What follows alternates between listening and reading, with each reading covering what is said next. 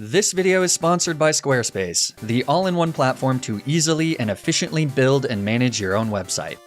Hi everyone, I'm FlagonHG, and this is the video of my attempts at a hardcore Nuzlocke of Pokémon Crystal, with half the Pokédex banned by you, the viewers. To see what I define as Hardcore Nuzlocke Rules, check out the description below. But in short, in addition to standard Nuzlocke rules, there's no items in battle, no overleveling past a gym leader's ace before the start of the battle, and we're playing on set mode. For the third Snaplock, we're going 8-bit and heading back to the early aughts when Pokémon Crystal was released to the world. Just like with previous Snaplocks, I posted a link to a survey on Discord and Twitter where people could vote for up to 10 Johto Pokémon to ban from my playthrough. Pokémon were then sorted by the number of votes they received, and the top 50% were snapped out of existence. But the kicker was that in addition to banning 50% of the Johto Pokémon, every single Kanto Pokémon was banned as well. Good thing that Gold, Silver, and Crystal don't excessively rely on Kanto Pokémon, right? I'll probably barely even notice they're gone. In total, a whopping 1,264 people voted in the third Snaplock, which is just insane to me. Like, I don't know what I did to get to this point, but the fact that I can get that many responses for a silly video just really makes me happy. But enough with the sincerity, we have dead fictional animals to mourn. Since there are 63 Gen 2 evolution lines, not including legendaries and mythicals, a total of 32 Pokemon were banned, leaving only 31 Pokemon left for me to choose from, the smallest number of encounters in a Snaplock so far. And boy did you guys leave me some stinkers. But the Avengers were left with far less, and they made it out just fine. Well, kind of. Anyways, let's get this avenging started. Mediocre Pokemon, assemble!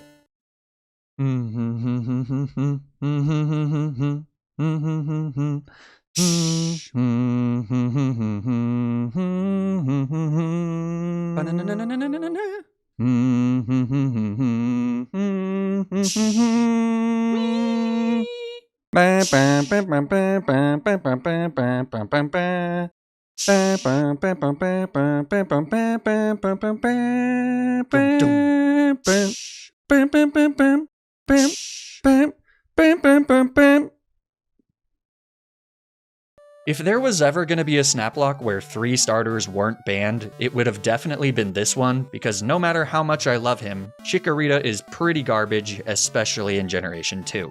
But he still got 279 votes, so as soon as I get an eligible Pokemon, Chikorita will be dumped and discarded. For now though, he keeps me company as I complete the necessary steps needed to get Pokeballs. Okay. Oh!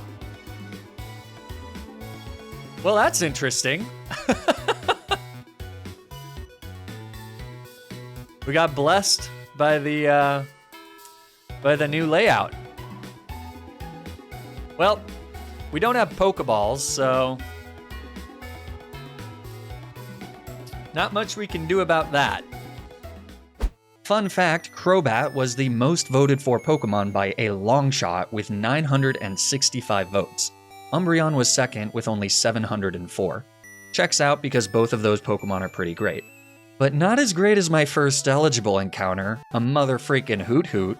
I name her Hawkeye, and the quest to avenge the fallen begins. On Route 30, I catch a Spinarak. I obviously name him Ant-Man. Definitely no better options for a male Spinarak. Then I catch a Dunsparce that's just chilling in a cave, with a box of scraps! With Iron Man on the team, it's time to face off against Falkner for the first gym badge. If you've only ever played the first generation of Pokemon, you might not be familiar with the Johto Pokemon that the first Johto gym leader uses, but fortunately, I've played this game a few times. His Pokemon are definitely scary, but it's nothing a bit of Rage Gaming can't handle. Rage is a move that increases in power if the user is hit by an attack between successive uses. So as Iron Man weathers an onslaught of brutal attacks from Falkner's mighty Pokemon, his rage builds and builds, until there's nothing left standing between us and the first gym badge. With that, we can get a few more encounters. On Route 32, I catch a Hoppip and name her Nebula. She may not be much right now since she really only knows Splash, but once she gets to level 10, she'll learn Tackle, and then we'll be in business. I also catch a Ladybug named Dr. Michael Morbius on Route 31, which means the game is basically over. I mean, I can just pack it up and head straight to Lance. Or, I could just let him think he's the strongest trainer for at least a little bit longer. So I backtracked to Route 46. In Pokemon Crystal, you can find Phanpy on this route, which isn't banned despite Donphan being a very good Pokemon. The downside of Phanpy is that he's one of the many, many eligible encounters that has an encounter rate of 1%. It takes 42 encounters to find a Phanpy, which all things considered isn't that bad. But the other downside of Phanpy is that in Generation 2, a handful of Pokemon have a non-zero chance of running away at the end of every turn. And the chances that Phanpy runs is 50%. So it should be very unsurprising that I am unsuccessful. All you had to do was stay, Phanpy. But rest assured, that's not the biggest disappointment I'll be facing in this challenge. No, that would be what happens next when I run into Hiker Anthony on the other side of Union Cave. A quick look at my team and you'll see that they aren't particularly well equipped to handle rock types, which isn't great because Hiker Anthony has a Geodude that may or may not be at a higher level than most of my Pokemon. Iron Man the Dunsparce does have Mud Slap, but I may or may not have used up all but 2 Mud Slap PP on the rock types in Union Cave. So this isn't looking great. After Iron Man falls into range where another hit will kill him, I switch to Nebula and start hitting Geodude with a few Tail Whips as I get lucky enough to dodge a few rock throws thanks to Iron Man's 2 Mud Slaps. After a few turns, I decide to not press my luck any further and I switch to Ant-Man.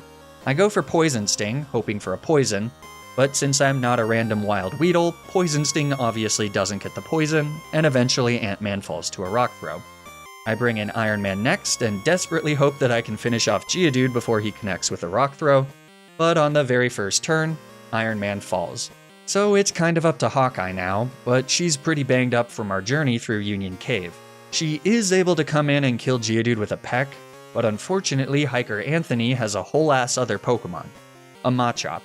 Hawkeye's pecks do decent damage, and Machop does miss his first low kick, but a second peck leaves Machop with a sliver, and then a low kick takes out Hawkeye. Meaning that my absolute last hope is Dr. Michael Morbius, the level 4 Ladybah. Remember, Nebula doesn't have an attacking move. And though it might have made sense to go to her first for a few Tail Whips, you can see that this really wouldn't have helped that much anyways.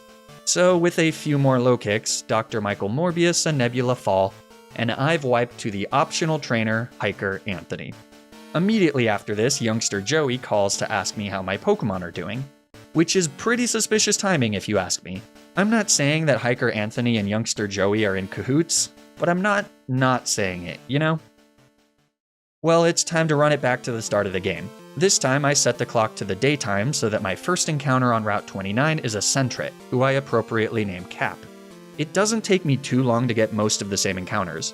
A Ladybah named Dr. Michelle Morbius, who I will not leave at level 4 this time, a Dunsparce again named Iron Man, and a male Hoppip who I now name Daredevil. After some more rage gaming for the first gym badge, I try my luck with Phanpy again. And it goes even more poorly than the first time. Okay, well, I remember that I can head to the Ruins of Alph for an encounter because, unsurprisingly, you guys didn't ban Unown. So, I encounter an Unknown F, which also runs away. I mean, it's too perfect. I don't even know what to say, other than, wow. Well, anyways, since Spinarak and Hoot Hoot can't flee, I managed to catch those guys as well. Spinarak is named Black Widow since she's now female, whereas Hoot Hoot remains Hawkeye. And then, after clearing through Union Cave, I make it back to where I wiped in attempt 1. I'll be... Go, go, go! Yeah, we did it! Furthest attempt! Woo! I know that as humans, we often have a desire to make up for the mistakes of our past, and there's a perverse part of me that wants to beat down Anthony so hard that the only thing he'll be hiking up is a mountain of medical bills. But it's always better to choose the path of non-violence. After all, Aristotle once said that where a child seeks revenge, a man turns the other cheek. But good thing I'm playing as a 10-year-old girl, baby. Hiker Anthony never saw it coming. With our PP fully restored, Mud Slaps from Iron Man eviscerate Geodude, and Black Widow, no longer squashed by a rock throw, is able to Poison Sting Machop until he falls, and we get our sweet, sweet revenge on Hiker Anthony. Which means it's time to face Bugsy for badge number 2. Unlike in the remakes, Bugsy leads with a Metapod, not his Scyther, meaning that it's time for another bout of Rage Gaming. By the time Iron Man has raged through Bugsy's Metapod and Kakuna, we're at like +4 rage or something. So Scyther doesn't stand a chance. I mean, he never really did since Generation 2 movesets are horrendous, and Iron Man is actually somewhat bulky. So that's now 2 gyms down from repeatedly clicking the rage button. It'd be nice if everything in life was as easy as rage gaming. Like doing your taxes, just repeatedly click a few buttons. Buying a house, just repeatedly click a few buttons. Raising a child without passing down all your deepest flaws and insecurities, just repeatedly click a few buttons. Fortunately, one thing that is as easy as rage gaming is creating a website with this video's sponsor, Squarespace.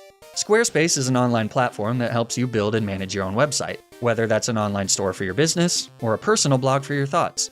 When setting up a website, you can rest assured that your experience will be rage-free.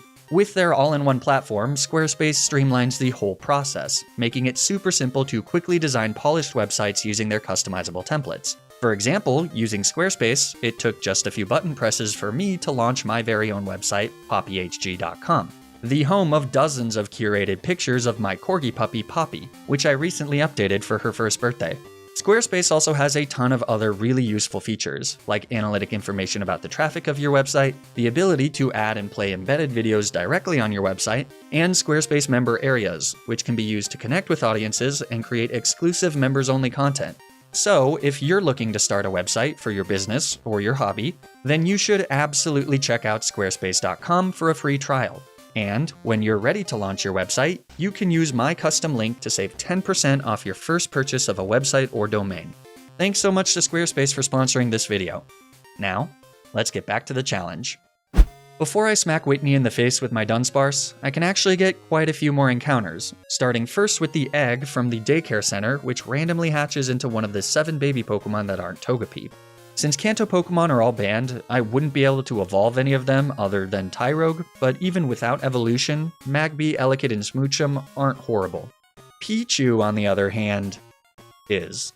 So Thor will be spending most of her time in the box, but rest assured she'll make a few appearances.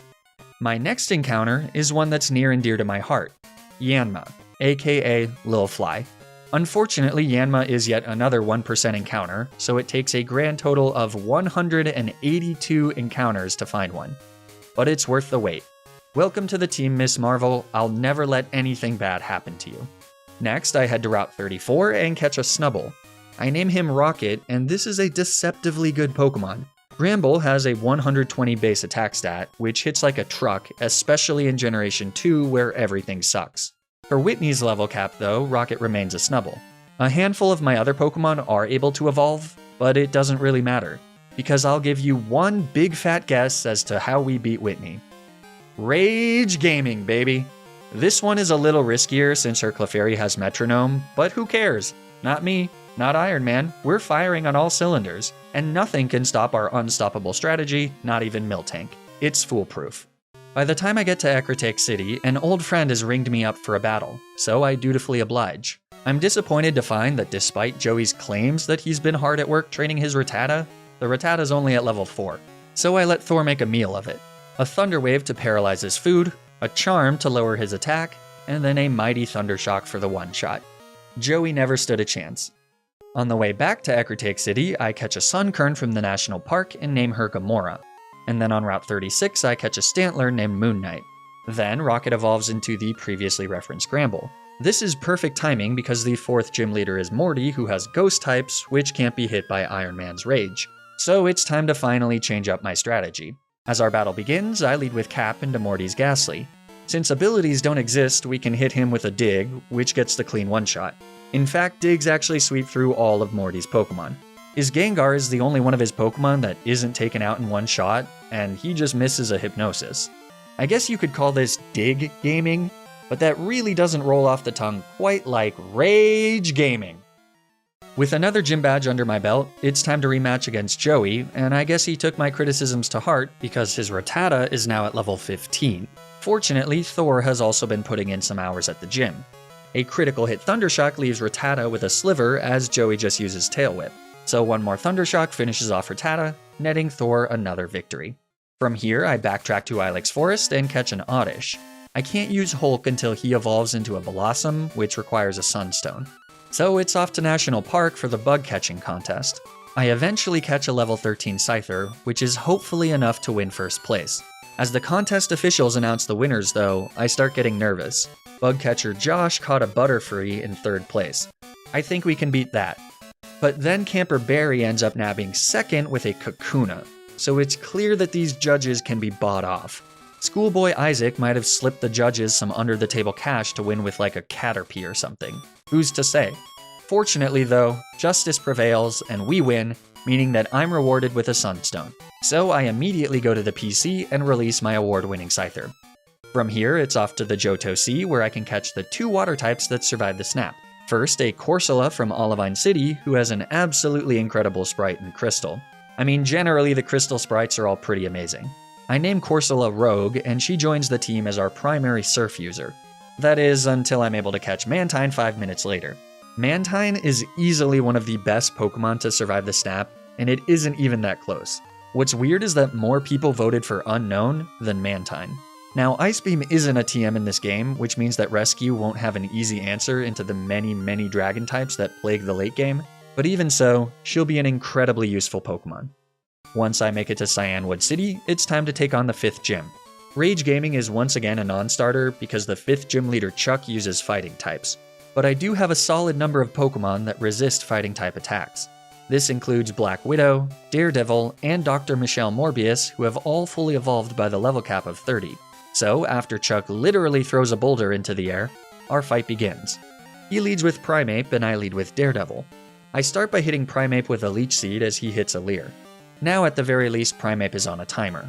Then I hit him with a Sleep Powder which misses, and Primeape retaliates with a strong 4 hits from Fury Swipes, one of which crits. But thanks to Leech Seed recovery, it's safe to miss another Sleep Powder and then get nailed by another 4 hits from Fury Swipes. So I just stall with Synthesis for a few turns. Daredevil doesn't have an attacking move, so this is the best he can do. On my 3rd Sleep Powder, I finally connect, so Primeape takes a snooze, which lets me switch out to Rescue. Then we finish off his last tick of HP with a Surf. That brings in Poliwrath next, so I just slowly chip away at Poliwrath with Surfs for a few turns. Eventually, Poliwrath uses Mind Reader to nail Rescue with a Hypnosis, but I decide to stay in as Rescue takes the world's longest nap for 5 full turns. Fortunately, this weird-looking frog is completely blind and misses 4 dynamic punches in a row, though he does connect with his last one. Our confusion is cured with a Bitter Berry, letting Rescue continue to slowly whittle away at Poliwrath with Surfs. But Poliwrath eventually puts Rescue back to sleep, so not wanting to wait another 5 turns, I switch to Dr. Michelle Morbius, who then proceeds to single-handedly sweep the entire rest of Chuck's team with Thunder Punch. That's amazing, but even the weakest Pokemon can pull off phenomenal feats with the proper training. That's badge number 5. So now it's off to the Lake of Rage, where I let Dr. Michelle Morbius continue her murder spree against the red Gyarados. Imagine being a Gyarados and losing to a Ledian. That's pretty embarrassing. After that, we do the whole Scooby-Doo sub-arc with Lance, where he kills a man with his Dragonite, and then manipulates me into killing a bunch of innocent Electrodes. But after that, it's Price Willow time, which means it's time for one final session of Rage Gaming. Seal goes down to 3 rages and buffs our rages by 2. Dewgong goes down to 3 more, further building our rage and activating our berry. Piloswine is next, and a critical hit Blizzard will definitely kill Iron Man here, but fortune favors the bold, so of course Rage Gaming never disappoints. 1 rage brings Piloswine down to about 50%, and then this stupid dummy goes for Fury Attack, which further builds our rage 5 more times. So that'll do, pig. That'll do. That's the 6th gym badge obtained. And as you should have come to expect by now from a Johto challenge, it's a straight shot back to Olivine City, where I'm able to quickly dispose of Jasmine for the 7th gym badge. Her 2 lead Magnemities are killed by a single dig apiece from the first Avenger. The dig animation in this game is so cute. Like, look at Cap just make a little sand pile. It's adorable. But anyways, Steelix is last, so it's out to Rescue, who gets hit by a resisted Iron Tail, which does drop her defense. But it doesn't matter because a single Surf kills Steelix, easily winning us the 7th gym badge. Which means that it's off to Blackthorn City. In the Ice Path, I catch a Swinub who I name Wolverine. Of the 3 possible Pokemon I can get here, Swinub is probably the best, since Sneasel is completely useless thanks to the lack of the physical special split, and Delibird is a Delibird. On Route 45, I catch a Donphan, which, unlike Phanpy, doesn't flee. I name her She-Hulk, and she goes in the box for now. Then I start preparing my team for Claire and her scary Kingdra, which starts by finally evolving Gamora with the Sunstone I got from the bug catching contest. Sunflora is by no means a good Pokemon, but 105 base special attack isn't horrible either. I also evolve Wolverine and teach a handful of my Pokemon the TMs for Blizzard and Ice Punch, which can be picked up from the Goldenrod City Game Corner and the department store respectively. With that, we're ready to go, but this is definitely the scariest of the gyms so far. Claire leads with her first Dragonair, so I lead with Rescue, who has learned Icy Wind, courtesy of Mr. Price Willow. Icy Wind barely does 50%, but that's fine because Dragonair just goes for a Paralysis with Thunder Wave, which is cured with a Purr's Cure Berry. So, a second Icy Wind takes out the first Dragonair, which means that the second Dragonair is out next. This one has Thunder, I think, so it's off to Wolverine, who's immune to a Thunder Wave on the switch. Then he tanks a Dragon Breath, then we luck out by connecting with a Blizzard for the one-shot. Kingdra is third, so I switch out to Daredevil, who resists a Surf. Then we just do some stalling.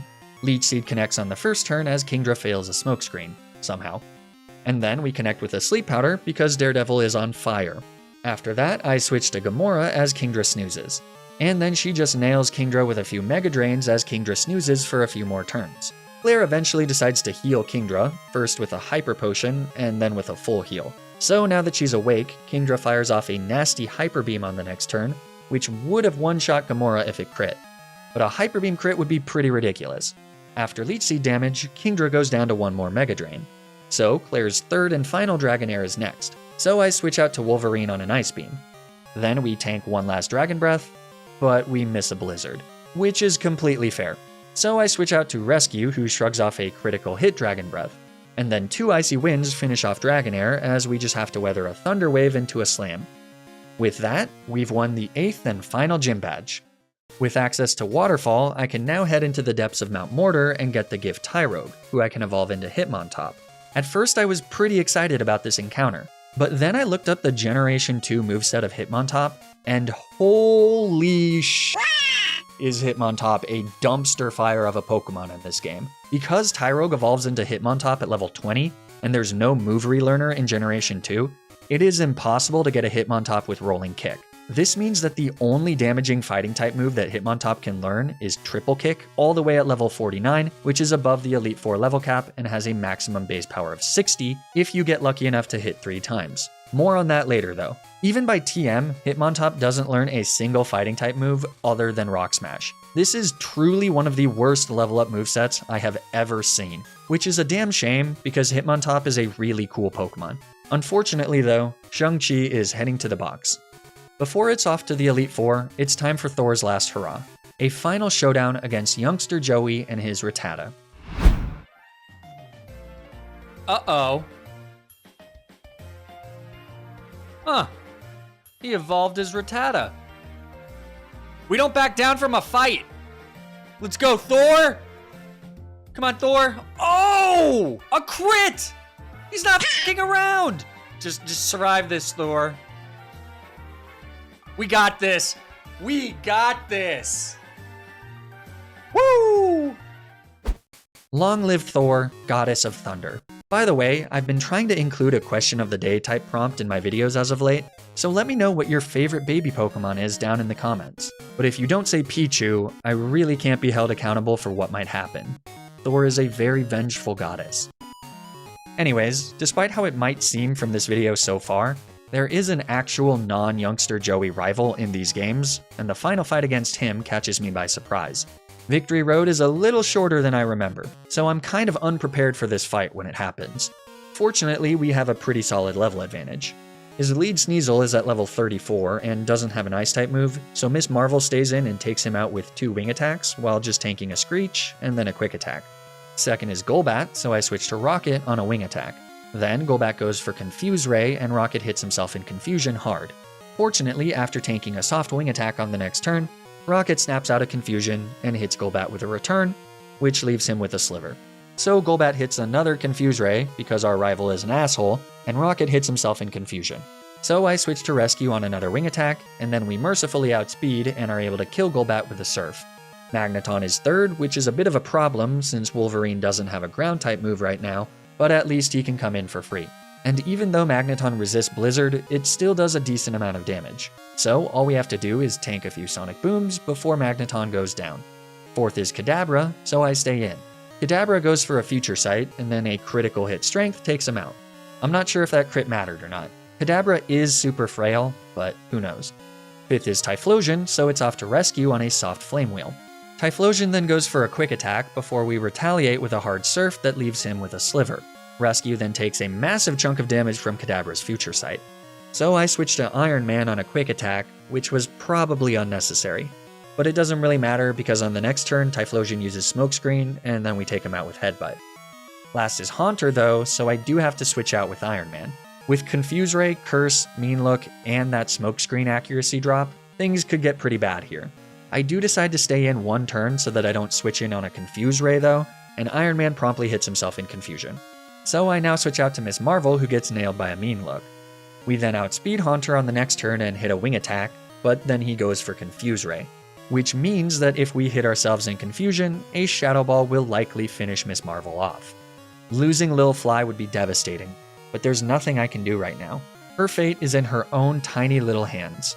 Remember who you are, Lil Fly. Thankfully, she breaks through, letting her take out Haunter and win us the battle against our rival Thanos.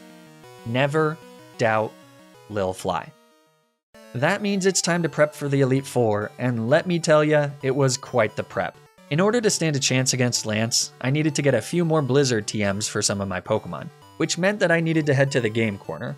Unfortunately, because trainers can only be rematched through the phone call function of the Pokegear, it's not particularly easy to grind for the money that would be needed to purchase the coins outright, which meant that my best bet was to gamble at the game corner.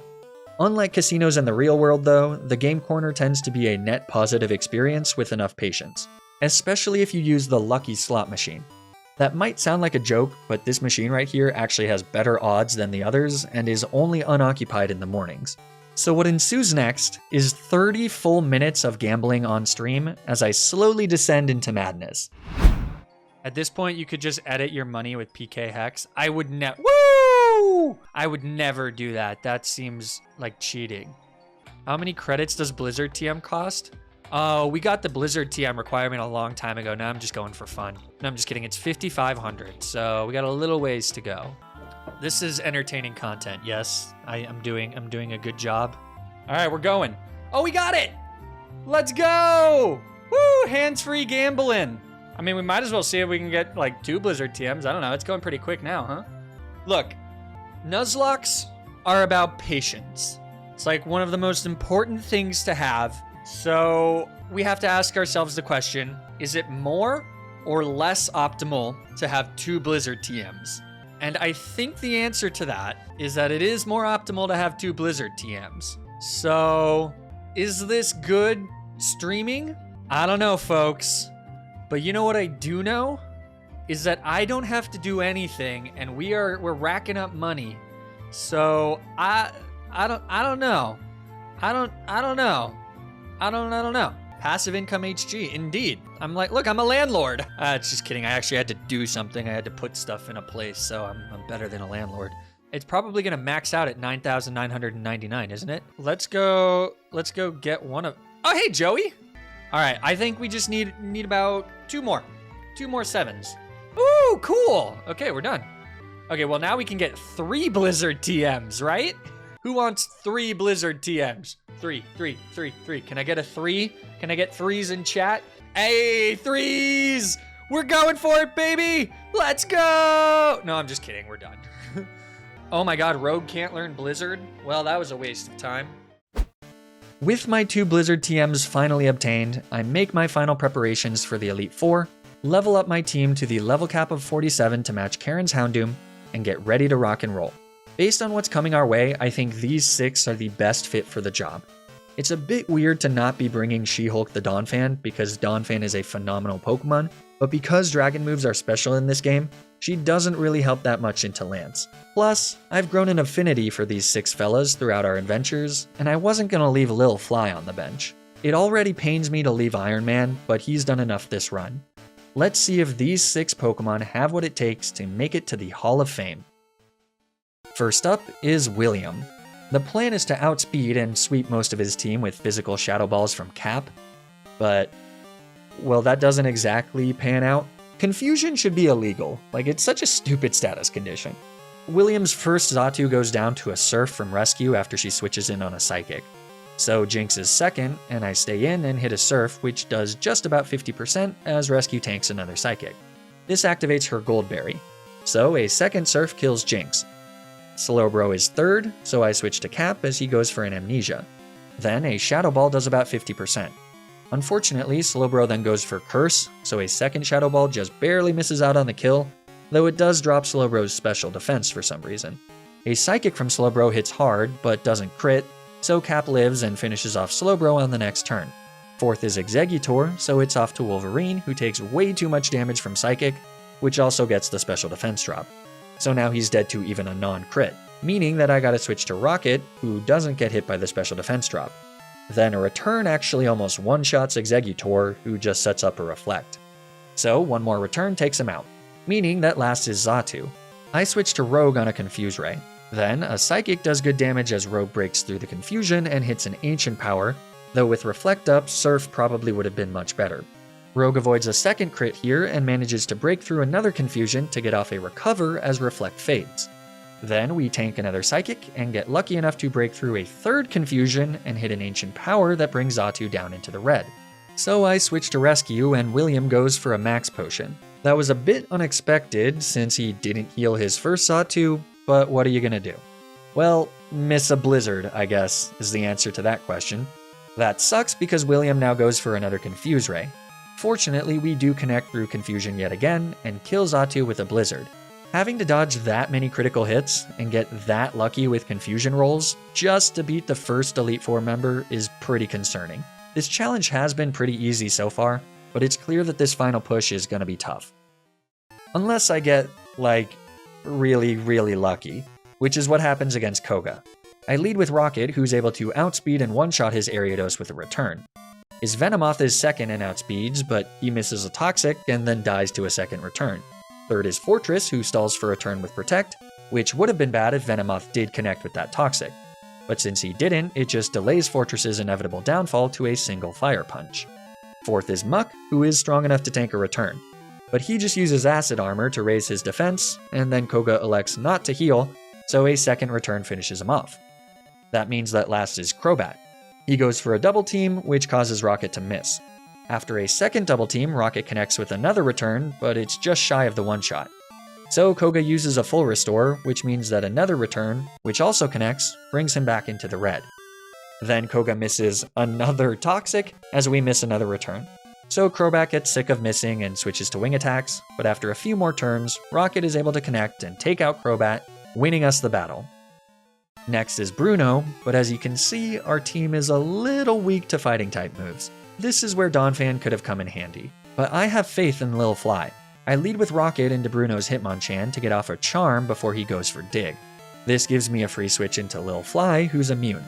Then I can just start setting up double teams as Hitmontop goes for some random weak moves. The idea here is to take a page out of the AI playbook and boost our evasion so that Miss Marvel can hopefully dodge a Rock Slide from Machamp and take him out with 2 wing attacks. This isn't the best play in the world because it does risk Miss Marvel, but it's the best I can come up with. I'm hoping that when Hitmontop goes down, Bruno immediately brings in Machamp, but he goes Onix instead, which does make sense, so setting up against Hitmontop was kinda dumb. I decide to switch to Rogue on a weak Rock Slide. Then Onix goes for Bind as I go for Recover. The idea was to be at as full HP as possible when I kill Onix with Surf, but that backfires because had we just gone for Surf that turn, I wouldn't have had to tank an Earthquake. But oh well. Hitmonlee is third, so I switch back to Miss Marvel, who tanks a high jump kick fairly well. I detect for a turn and see that Hitmonlee is going for Swagger. In hindsight, giving Miss Marvel a Bitter Berry would have been pretty awesome here to cure the Swagger confusion, because the attack boost would then give Miss Marvel enough power to take out Machamp in one shot. But because I can't risk getting confused, I have to just kill Hitmonlee with a wing attack. That brings in Hitmonchan. This guy does have the elemental punches, but his special attack stat is so bad that they really don't do much damage. After tanking a Fire Punch, I start trying to figure out how I can possibly beat this Machamp without losing a Pokemon, and the odds aren't looking great. I decide that my only out is to set up a double team with Miss Marvel and hope that we get lucky enough to dodge Machamp's attacks. If Hitmonchan misses a few times, we could even set up more double teams, but Fire Punch does connect on the next turn, so one double team is all we're gonna get. Alright, Ms. Marvel, this is where champions are made. This is where champions are... No, it's got Mach Punch! Wait, that shouldn't kill, right? No! No!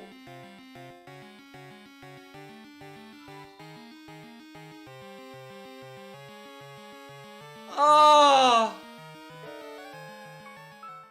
That plan wasn't particularly good in the first place, but I was hoping that my love for Lil Fly would carry us through. And it could have had I thought about things a little more carefully. I made way too many mistakes there, and sweet, sweet Lil Fly paid the price.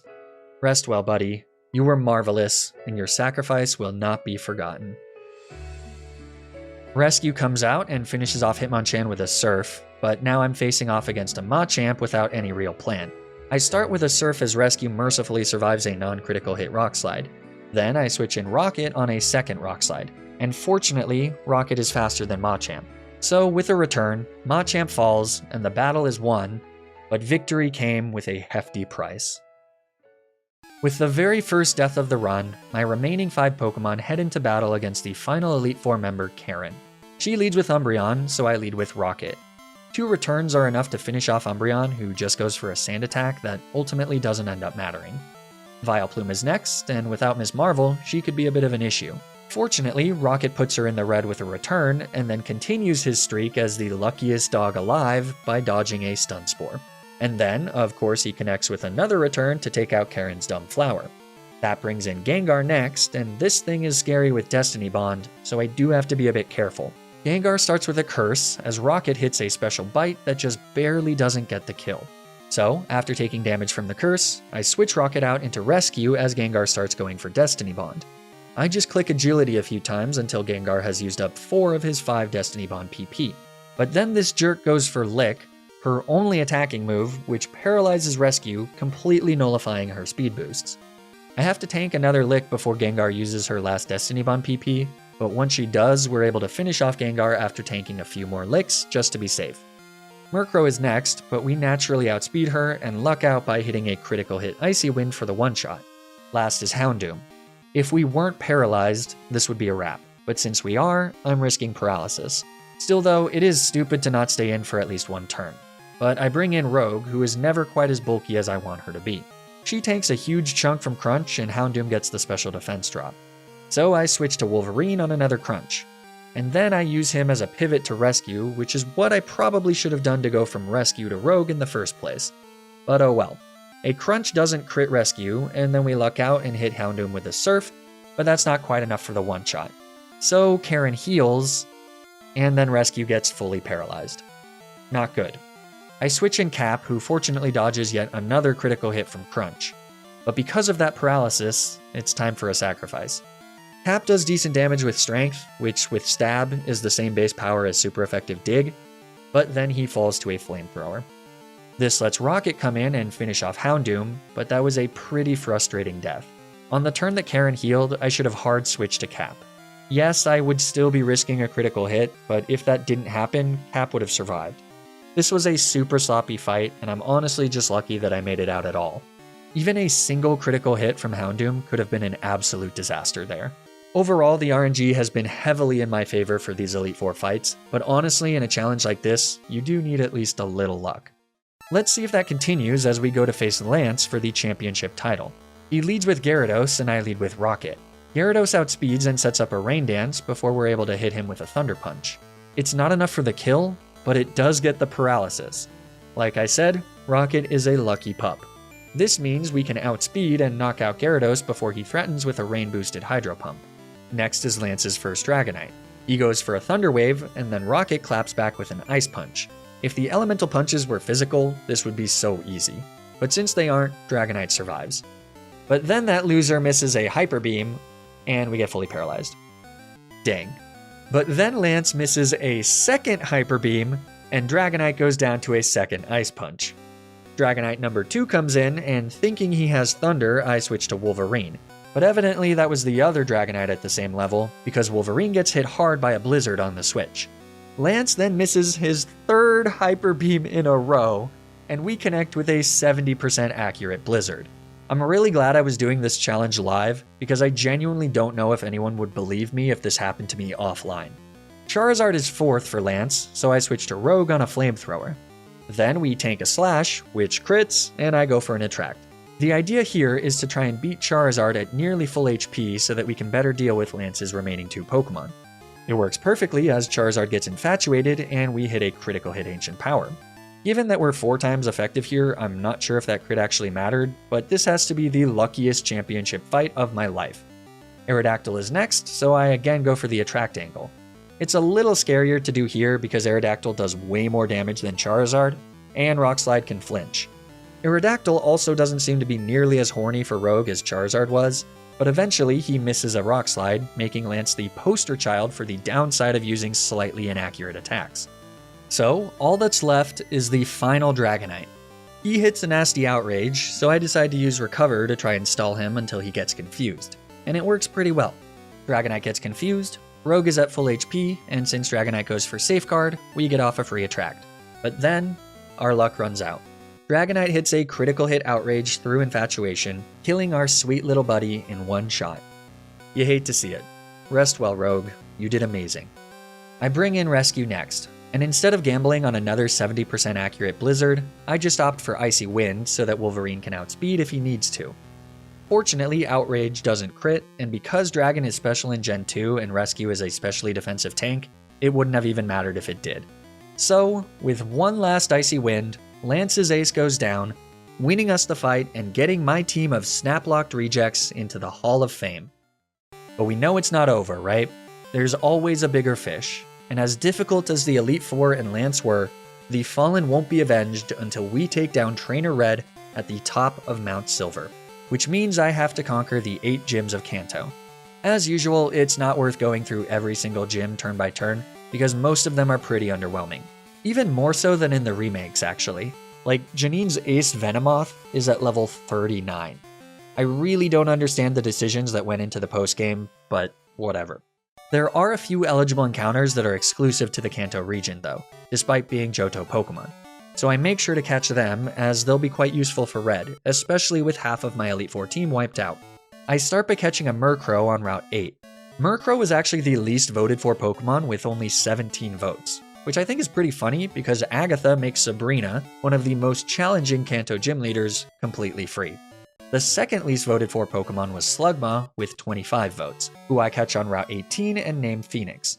Anyways, from here I start plowing through the Kanto gyms. As usual, I've set a single level cap for all of Kanto matching Blue's Pokemon, and then I just battled the gym leaders at whatever level I happen to get to them at. So most of the time I end up having quite a few levels on them.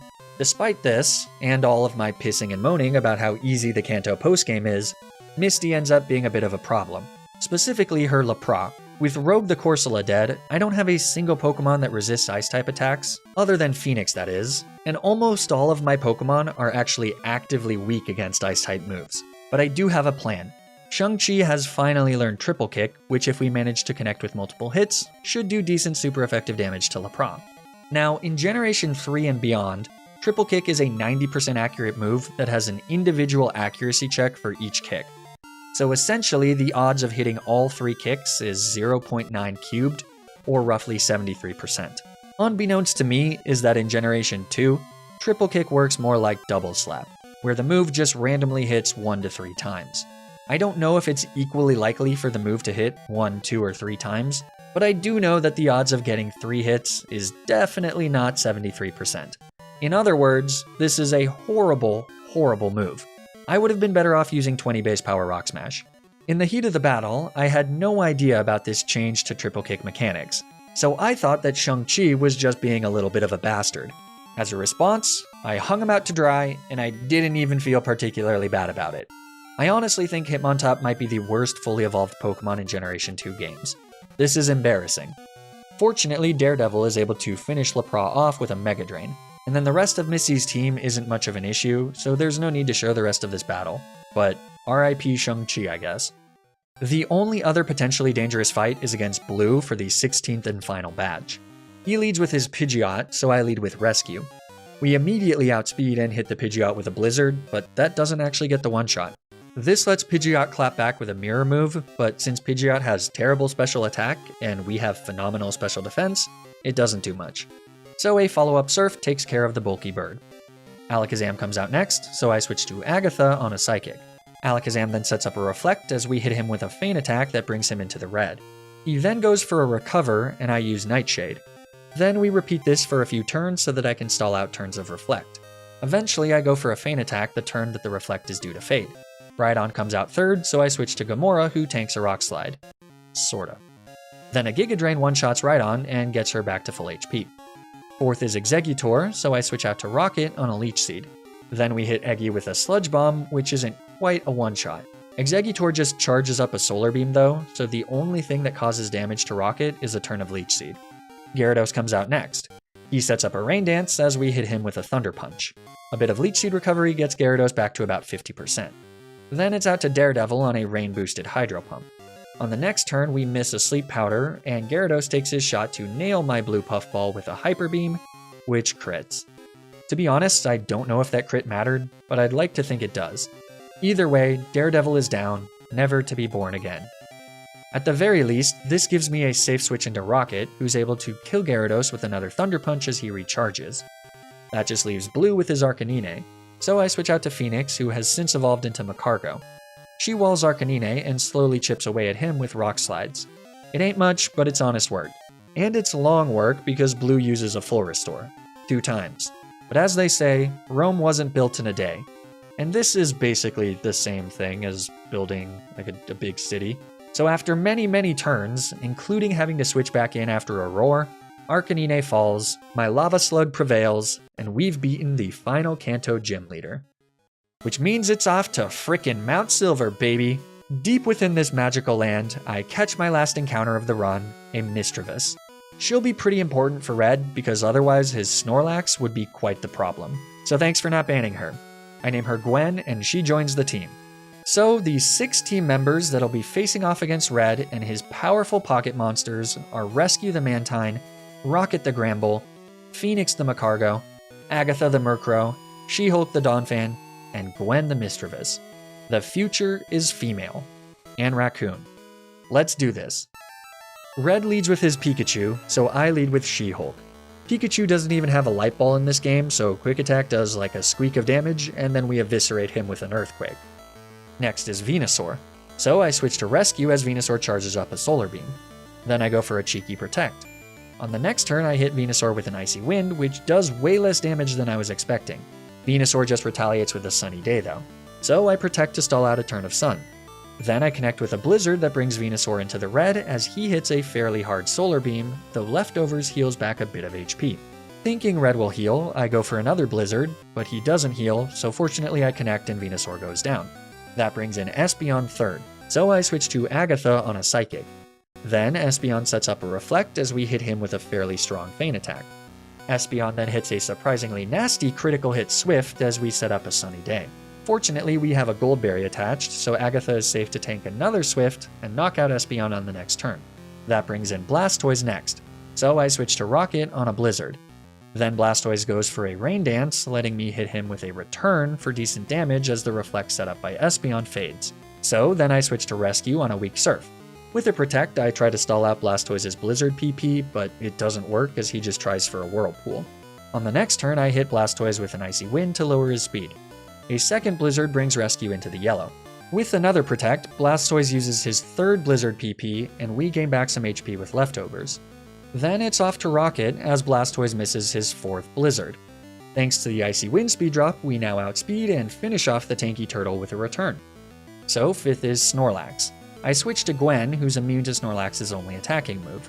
This lets her set up a Perish Song and a Mean Look so that Red can't switch Snorlax out. I also stall out a Perish Song turn by using Pain Split. All the while, Snorlax just uses Amnesia. The turn that the Perish Song is set to drop to 0, I switch out to Phoenix. And then Red is a dirty cheater and also switches out, even though he shouldn't be allowed to do that after I've used Mean Look. But it's fine. Like Arcanine before him, Red's Charizard is walled by Phoenix and buried with a Rock Slide. So Snorlax comes out last, but as we just saw, he's powerless to Gwen's beautiful but deadly Melody. It's just a few turns of sitting around as Snorlax sleeps through his last few turns alive. On the last turn of Parasong, I bring in Phoenix, the last face that this Snorlax will ever see. He wakes up for an instant, only to put himself back to sleep, this time for good. Honestly, it's probably a pretty peaceful way to go. That wins us the battle against Red, and the run. And so, the third Snaplock comes to an end. I have to say, this was a great excuse to play a Generation 2 game again. At this point, it's probably been well over a decade since I've played one, and it was a pretty fun experience. I mean, they don't exactly age super well, and despite my many issues with the remakes are obviously much more polished games. But there is something charming and nostalgic about the art style of Pokémon Crystal specifically, so that alone makes it worth the revisit. If you enjoyed watching, you should like the video and subscribe to the channel. Or don't, I don't know, but let me know what you want to see for Snaplock number 4.